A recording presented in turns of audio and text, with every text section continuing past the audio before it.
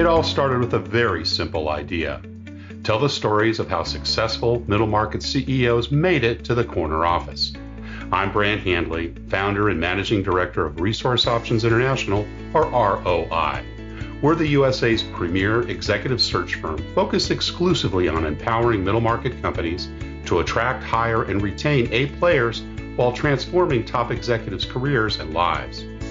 ROI's Into the Corner office is dedicated to discovering how middle market CEOs advance their career, and we're making these remarkable and sometimes quite unbelievable stories available to you for the very first time. Listen and learn about the challenges they've overcome, the interesting people they've met along the way, and the lessons learned that steered these executives' unique journey into a middle market corner office of their own. I know you enjoy these CEO stories as much as I've enjoyed recording them, so thank you for listening today. And if you like what you've heard, rate us on iTunes or wherever you get your podcasts. I'm looking forward to you joining me on the next great middle market CEO adventure into the corner office.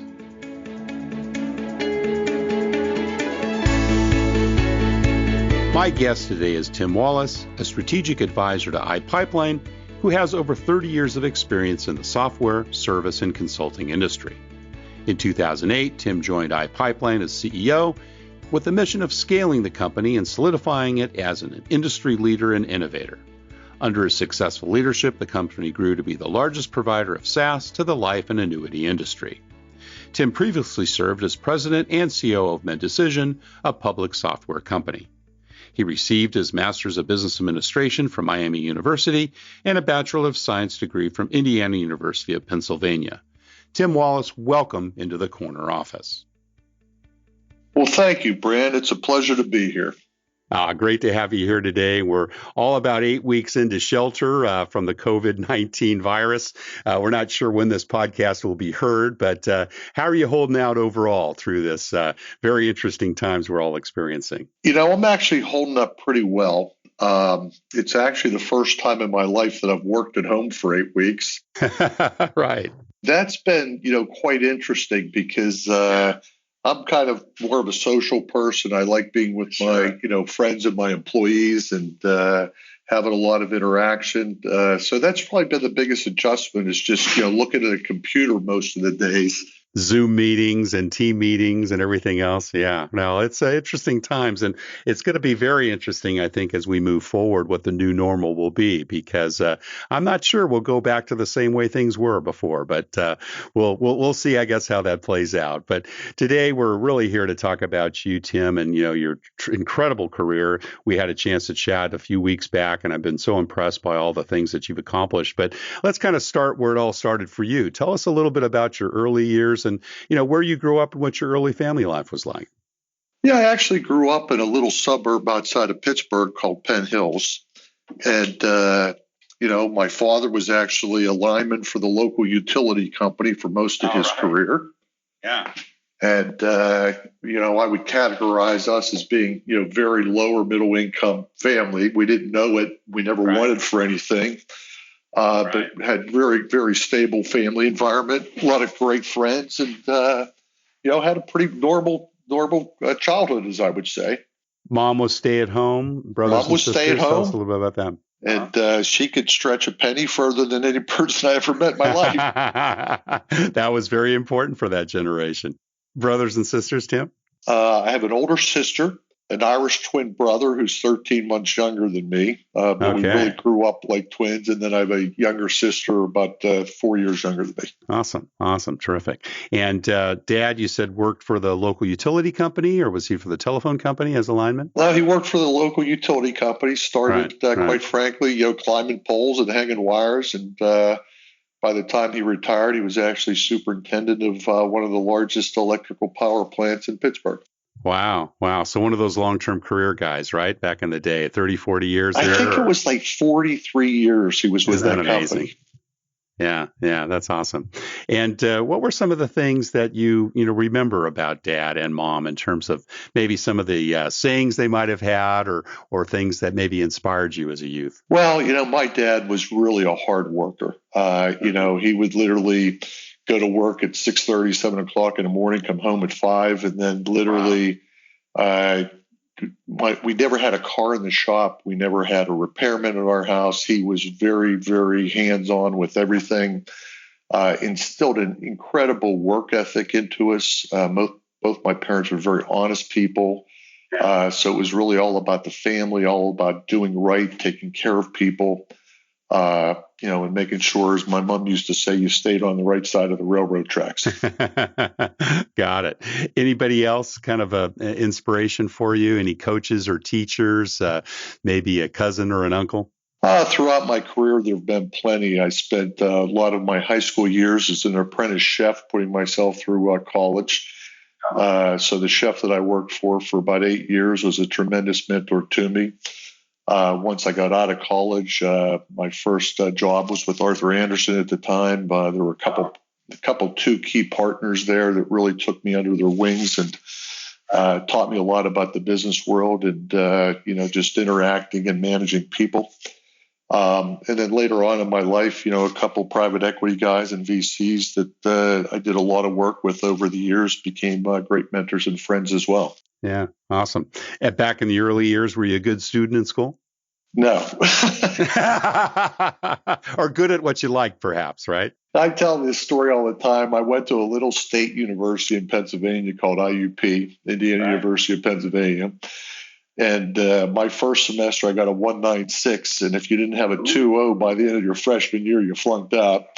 So that put a little bit of the fear of God in me. And, I got my act together and graduated very well. And then I went on to a master's program and frankly graduated magna cum laude for Miami University. And you did those back to back, right? You went on to Miami University? Yeah.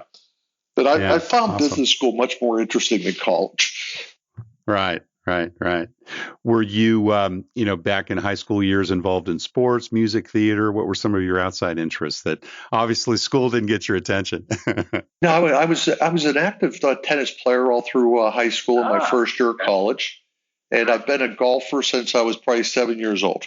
Nice, good. And kept those sports up through the years, I imagine. I don't play tennis anymore, but I'm still very active on the golf course. Right. What about entrepreneurial things when you were younger? You obviously played that out later in your career, and we'll get to that in a moment. But did you have the ubiquitous paper route? Did you do other things during times of year? Started delivering the Pittsburgh Post-Gazette at, I think, 10 years old, and you had to get up at 4:30 in the morning because I had a morning paper route. That's right. Probably the most funniest entrepreneurial aspect of my life was my brother and I, when I think we were 13 or 14, bought Vino home winemaking kits, and we were making homemade wine up in our rafters and selling it to our friends. And my mom busted us, and I thought we were going to get cremated. Hey, well, that was a good opportunity, I'm sure. It was very profitable. The extra spending cash. Yeah, absolutely. High demand, right? Excellent. What did you spend that extra money on? What were some of your vices as a high schooler? Well, it didn't last very long, mind you. I really didn't have a lot of vices. I actually went to work when I was 15 years old in the restaurant that I referred about. Literally, I would work 105 hours a week during the summer when I was home from school. And that allowed me to pay for college. And I was going to say, you paid your way through. Uh-huh. I actually back then, and this is 1975, would make $3,000 in a summer. That's a lot of money. Yeah, that would fund my entire college living expenses except spending money. And then typically once a weekend during the month, I would come home and work 2 nights at the restaurant so I could make some money to go back and have spend the money for the other 3 weeks of the month. Nice, great. And then did you work while you were at school as well, or were you able to save enough during the summer months to kind of glide and just focus on your studies? Well, undergraduate, I came back and forth. I went, the school was only about an hour and 10 minutes from my house, and I had a car, so I'd run back one weekend a month and get enough money to have spending money. And then once I got to graduate school, I actually went to graduate school on a scholarship, so I didn't have to work. Nice. And, they pretty much picked up the tab for everything. Was that an academic scholarship? It was. Yeah, excellent. And you did those back to back. Was that something that you had intended to do after you got your accounting degree, or was it just the scholarship came along and you said, why not? Let's go ahead and finish this up. I intended to go. I wanted to get done and go straight through. I wanted to get an MBA, especially back in like the late 1970 era. having an MBA coming into the business world was deemed to be much more important than I think it is today. And it did give me competitive advantage. I think when I came out of graduate school, I never even got off campus, and I had like 18 job offers. Wow, that's fantastic. Well, and you went to work for Arthur Andersen. Now, was that while you were at school, or was that after you finished? That was really my first true professional job right out of graduate school. Yeah, awesome. And how long did you stay there? 11 years. 11 years. Fantastic. Great. And kind of went up through audit, or went through the standard consulting side of the business. What were you doing for that? I actually started out in their small business division, spent about 6 years there. And then I was recruited away because I was one of the few guys outside of the consulting division that knew anything about microcomputers at the time. And I actually, year 7 through 11, I actually was one of the founders of what they called the Business Systems Consulting Division. And we took that entity from 0 to 350 million in 4 years. I think we opened up in a couple hundred offices internationally. And my job was to really focus on building a replication toolkit so we could go into an office and basically get them started in 5 days. Wow, cool. It sounded like they gave you some pretty early leadership responsibilities. Is that right? I was actually in the office I was in. I was the youngest guy ever to make manager. I made manager in 3.5 years, and that was usually a 5 to 6 year track. And literally, by the time I was probably in my 8th year, I was operating as a partner. I just wasn't getting paid like one. Yeah. Unfortunately, that happens when you're young. Were you managing quite a few people that were older than you as well, that have been on the job a while? I think that most of my career, I was actually managing people that were younger than me. Probably in only 1 or 2 instances at Arthur Andersen did I really have people under me that were older. They were kind of promote from within, weren't they? Very much so. Yeah, back in those days. They would recruit the top people out of the top universities, and basically, it was an up or out mentality. You worked your rear end off. I can tell you, most of my years I was there, I averaged billable hours in the 2,400 to 26-hour range. And if you think about that, that means you're working like 60 or 70 hours most weeks. Yeah. Hard work. What were some of the earliest leadership lessons you learned from bosses and mentors during those days? Well, I think one of the most important things that they taught me was how to publicly speak and how to get in front of people and lead them. Andersen at the time was probably the number one accounting firm in the world. Right. And their training, they literally owned a small college outside of Chicago. And you as an employee probably went there anywhere from 2 to 6 weeks a year to get training of all different types. But the leadership training, the public speaking training that they gave me really became invaluable for the rest of my career. Oh, yeah, absolutely. That's great. You wouldn't have thought that would be the case at Arthur Andersen, but I guess particularly working with those small business folks, you needed to really learn how to communicate, right? And be able to help and develop them. And what were some of the companies that you were exposed to during those years? Well, it's funny. I did a stint at Federated Investors, which is a great success story in Pittsburgh. It was actually a couple school teachers that actually helped found the mutual fund industry. And I think I spent about 2 years there when I was in the small business group, working with the audit division. I think we took about 100 mutual funds public over a 2-year time frame. But at the same point in time, people don't know this, but on a daily basis, a mutual fund has to price out its portfolio. And the market value of that fund has to be within 1 or 2 cents for net asset value purposes to be accurate. And when I first got to Federated Investors, like at 4 o'clock, all hell would break loose because the entire accounting department would be trying to, get market value pricing on securities that they owned. Some of the stuff was private. There were all these SEC regulations. And one of the things that I had a ball with was trying to teach these people how to use a spreadsheet in order to automate that process versus doing all this manually at the time. I remember I handled one of the largest divorces in Pennsylvania history. I had a client that owned 52 Perkins restaurants. Right. He made more money than the president of General Motors, so he was always getting audited by the IRS for excess comp. He was an old Italian guy, just a darling person, him and his family. And for some reason, him and his wife, probably at 72 years old, decided to get divorced. Oh my gosh. They buy houses next door to each other. It was just sounded like a tax play to me, Tim. I don't know. It ended up being a tax play. We won't get into that. We finally had to sit them. We won't get into that. Neither one of you ever even get on an airplane, so you never leave this little. Listen, neither one of you ever even get on an airplane, so you never leave this little smart thing and set this up so you guys are happy, they're happy, and you're not paying attorneys for the next 10 years. Right. Interesting. Great. Well, you left there after a little over a decade, and it looks like you moved to XL Connect, which I think eventually became part of Xerox. So tell us a little bit about that. Was it difficult to leave after being so long at AA? Well, there was actually more of a story to it than that. While I was with Arthur Andersen, my brother and a friend of mine started a company out of our garage. And the year that I left Arthur Andersen, we sold that company, and I made more money on the sale of that company than I did working at Arthur Andersen for 11 years. Nice. So after I left there, my brother and I actually started two other companies that we took to the Inc. 500 and then sold. And then I started a consulting company, and I sold that company to a $5 billion publicly held company in Philadelphia, which became XL Connect. After I sold it to them, they came back to me a year later and said, "We have no idea what to do this. Would you come back and run it?" And I really came back, and I took it from literally 4 people to over 2,000 in about an 8-year window. I opened up 26 network integration offices throughout the United States. I brought Microsoft in as one of my largest shareholders. I then convinced the chairman of the publicly held company to let me spin it out of his organization, and we took it public in 1996.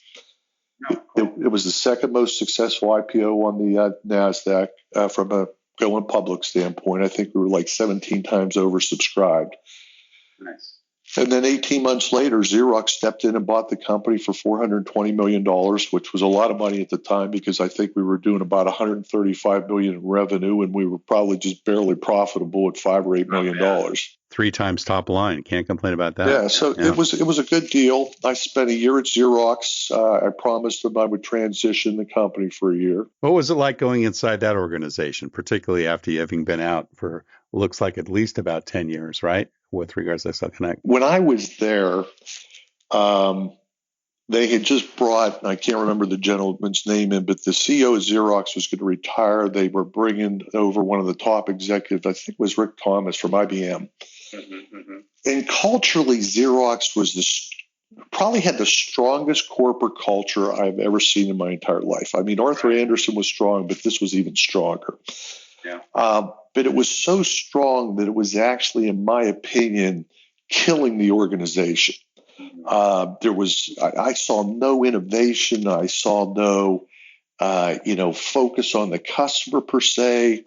There was so much overhead to me. It was just mind-numbing being an entrepreneur. I remember when we went to our kickoff meeting, I brought myself and my head of marketing, and we were the transition team. And I showed up, and they had probably 60 executives in a room helping us transition our company. And I just said, "You guys got to be kidding me. I don't need this much help." Wow. Yeah, very different they had approach. a great brand, and I met some great people. Actually, I met Bill McDermott there that went on to become the SAP CEO of SAP. Sure. And we're still good friends to this day. I think they produced some really good people. I just think they let the culture eventually destroy the organization. Right. Unfortunately, that happens. So FullTilt was next. That was your next startup, correct? That's correct. Tell me a little bit about them. Went out and raised about $22 million with 3 VCs. And we built probably the best piece of software I've ever been associated with in my life. We built a product information master data management system, which really allowed large companies where they have, many, many products and all that data sheet that you see when you buy something. That information all has to be held. And typically in most large corporations, it's all over the place. There's no system of record. So we built a system that was really sophisticated to go in and aggregate all that data and become a system of record. We spent about 10 years doing that. Eventually, we sold the company off to a company out in Silicon Valley. I would tell you it was probably my most disappointing economic output from a company. We didn't make a lot of money for our investors on that. It was just we were probably 10 to 15 years ahead of the marketplace. I would tell you even today, master data management is still one of the most complex problems existing within large organizations. Right. So did you go on with that sale as well, and then become a part of that management company, the Silicon Valley? No, actually, when we sold that company to QRD, I completely walked away from it. And that's actually, I was on the board at MEDecision. They had gotten into financial trouble, and the board asked me to step in and take the company over. They had gone public about 18 months earlier than that. They were running out of cash. The main product that they had gone public on wasn't taking off from a revenue stream fast enough.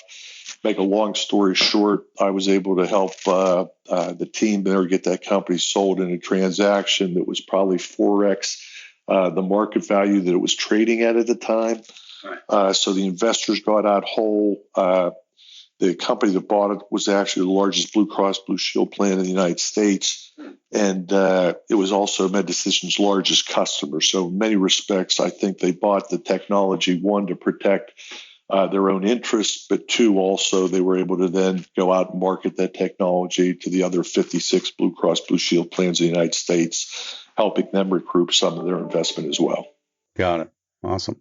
And then iPipeline is next, your most recent CEO position, for which you're now a strategic advisor. Was that a company that you started up, or were you brought in there to straighten things out, so to speak?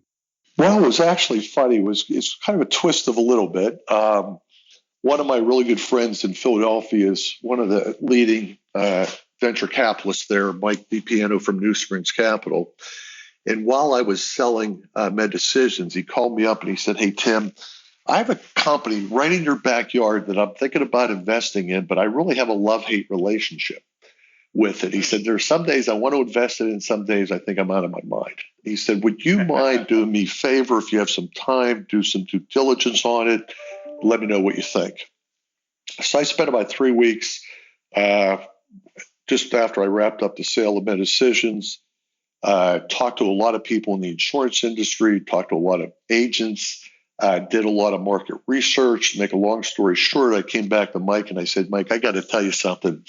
I think this is a really great opportunity. This industry is really fragmented. There's not a lot of use of technology. None of the big guys are here. So you don't have the IBMs or the Oracles really servicing these organizations." And I said, "You have these little $5 million companies providing mission critical software to multi-billion-dollar insurance carriers." I said, "It's crazy." So I made a decision, and he said, "Tim, if you'll be the CEO, I'll invest in it." Awesome. So him and it was Fidelity Ventures was the other organization, which is now Volition Capital with Roger Hurwitz. I put money in myself personally. We bought the company. It was doing about $6 million in revenue. It was slightly profitable. It had one product. And we bought it for, I think at the time, about $18 million with a post-money valuation of maybe 32. Had 29 employees. And then over the startup. Oh, yeah. It was a 10-year-old startup that they couldn't just get going. Right. So over the next 11 years, we really drove the growth of it.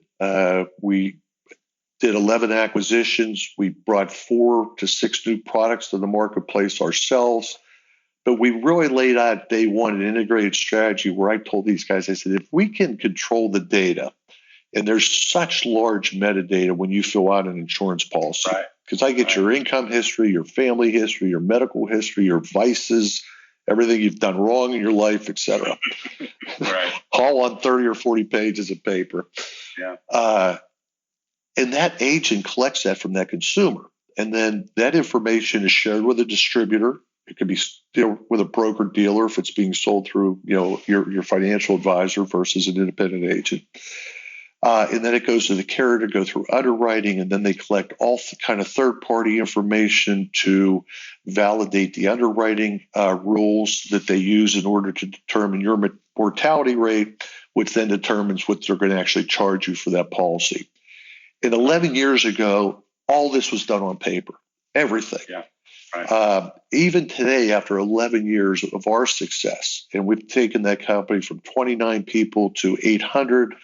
We operate in like 6 different countries with offices in both Canada, the UK, and the United States. We probably control about 35% of the market share of any insurance application that's issued in the UK. We probably have about 70% market share in North America. And we scaled that company from that $6 million revenue stream to approximately $200 million last year. And we were generating gross margins over 40% on the bottom line. Nice. So you stepped down, looks like just a little over a year ago, I think, right? As last CEO. August. Right. And what led you to that decision? Did you just kind of feel top of your game, now it's time to move on, or other opportunities inspire you? Tell us a little bit about your decision on that transition. Well, it was a very hard decision, I can tell you that. I could imagine, yeah. But when I came there 11 years earlier, the guy that actually helped hire me, the existing CEO, was a young man named Larry Barron. When I took the job as CEO, he came to me and he said, "Hey, listen, I really want to stay on. I don't want to leave." And I said, "Larry," I said, it usually doesn't work out that well, keeping the other CEO around. I said, "But, you seem like a nice guy. Your strength's really on the financial side at this point in time. We'll try it out." And to make a long story short, it was an unbelievable relationship. Larry was my right-hand man the whole 11 years. He did have a very strong financial background. His core values were very similar to mine from a work ethic and an honesty standpoint, integrity, et cetera. So we actually made a phenomenal team. And we augmented that with probably 7 or 8 other great executives. RVCs would tell you that we were one of the few organizations that when they had the closing dinner last August, they said, "Tim, the whole executive team that you recruited the first 2 years you were here is still sitting here with you for the most part." I think you turned over one executive over that whole 11-year time frame. So the moral of that story is, building great teams, not only hard, but if you get a good one, it can really help you pay dividends. Keep them close, right? Keep them close. Tim, how would you say your leadership style has really evolved over time, not just at iPipeline, but, from your foundation in those early years? Well, thank God for maturity, I'll tell you that much. For all of us. I would tell you that I'm a very passionate person. Mm-hmm. That passion can sometimes be construed as pretty volatile. So I would tell you that I think early on in my leadership positions, I had a tendency to probably lose my temper a little more than I did as I matured. As you mellowed. Yeah, right? as I mellowed. And that was something that I had to learn. I really, I had to learn, one of the best advice anybody ever gave me was Pat Cairns, who's a partner at BEA, one of the largest technology venture capital companies. And Pat said to me one day, he said, "Tim, one thing I've learned in my life, if somebody hits you with really bad news, the best thing you can do is nothing." He said, "Just do nothing. Just assimilate, let it sit for 24 hours, see what happens as a result, and you'll be much more clear in 24 hours than you would if you make some knee-jerk reaction, because you're not going to have all the facts. You're not going to understand all the ramifications of why this happened, et cetera." And that's one piece of advice I've tried to, pass on to all the young CEOs that I mentor, is that, if you really get hit with a crisis, don't do anything. Just sit back and let things evolve for 24 hours before you make any decisions.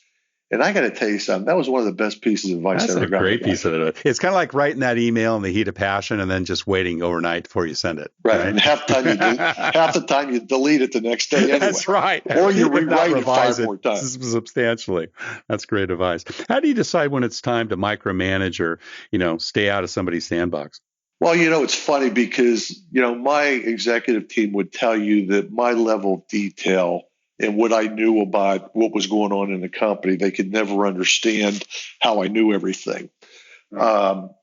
but I'm a vivacious reader, so I read everything that comes across my desk. So I would read the, product designs, I'd read the roadmaps, I'd read everything, feedback from the customers on everything. But I never micromanage them. I really believe, and I tell people this all the time, listen, I'm going to hire you because I think you're really good at what you do. I'm going to tell you when you're screwing up. I'm not going to tell you very often that you're doing a phenomenal job. I pay you way too much money for that. So I'm not a big praise guy, and that's one of my probably things that I need. I've always had to make a point to try to do better as an executive. But listen to me. I'm going to give you as much rope as you want. Just don't hang yourself. Right. If you get into trouble, come see me and we'll work it out. But just don't go out there and hang yourself and do something that's so stupid that you back me into a corner with the decisions I have to make. Right. That's excellent. You spoke a little earlier about the Xerox culture, right, and how different that was than where you'd worked in the past. And of course, at iPipeline, you were really essential in building that company culture, going from the few employees to the many, and of course, the fantastic results in sales and margins. What are your thoughts? What's important about building a company culture, Tim, and how do you go about doing that as a CEO? Well, I got to tell you, I think it's the most important thing that you do as a CEO. And I think if you went back and talked to Larry or any of my other executives, they will tell you that we built a phenomenal culture at iPipeline. In fact, when you read third-party analysis about the company, that's one of the things that they always zero in on. And what I try to tell people is culture is so comprehensive. It's the way you decorate the office. It's the programs that you will put into the organization, like wellness programs, counseling programs, educational programs. It's the contests you have, where you're going to have barbecue contests or cooking contests or, mud races. It's everything. It's how many times and how you're giving feedback to employees. Are you going to provide them real-time feedback, or are you going to make them wait, every year for an annual review? So it's just little things that all build up to, what defines that organization, both from a customer looking into it, as well as in the employees evaluating where they're working, who they're working with, and whether or not they feel like they really have a purpose for what they're doing. What would you say is most unusual or perhaps unique about the iPipeline culture? I think one of the most unique things was we had a lot of contests. I really love competition. Brings out the best in people. I went out probably the second year we were there, and I went out and I bought a 4.5-foot trophy. And we would have barbecue contests every summer. And you had to put a team together of 15 or 20 people. I gave you $500 at the time, and you had to cook the entire company lunch. I love it. So they started, days before they'd have to go shopping for everything, that you weren't allowed to go over your budget. You had to have a theme. So you had to bring music. You had to, create costumes that you were going to wear as part of the barbecue. So that was just one of the things that we did. The company picnic every year was an event that, we put a lot of time, work, and effort into for our employees. The Christmas parties. We used to have innovation days. We still do have innovation days 2 or 3 times a year, where we'd let people take, a half day or an entire day, and they just, they get a team together of 6, 10 people, and their job is to come up with either something that can change our product line or improve the company. And it just gives them a chance to really exercise, but participate in who we are as a company and where we were going. We did cultural improvement days. Even though we had a great culture, I never felt like I had the best ideas in the world that I couldn't learn from other people. And, we would let our employees bring, cultural recommendations about things that they would want to see the company do or put in place. And that was very beneficial for the teamwork and the overall building of the culture as well. That's awesome, Tim. And, it's so refreshing to hear you say that. So many CEOs struggle with how do they best show their appreciation for their employees, and they always go to money. And, you've proven, I think, through those examples and obviously through your success, that it's not always about that, right? It's showing them that they're appreciated. It's engaging them in a way in which they can be creative and have fun and be competitive. those things go so much further than just throwing, a bigger bonus at them. I mean, bonuses are good, but but I'll tell you, one of the other things that I'll tell any CEO to do, one of the things I did every day was I walked the halls. I went into the cafeteria. I went into the kitchen. I talked to our employees, and I wanted to know about what their personal life was, how the kids were doing. What was there anything that they needed?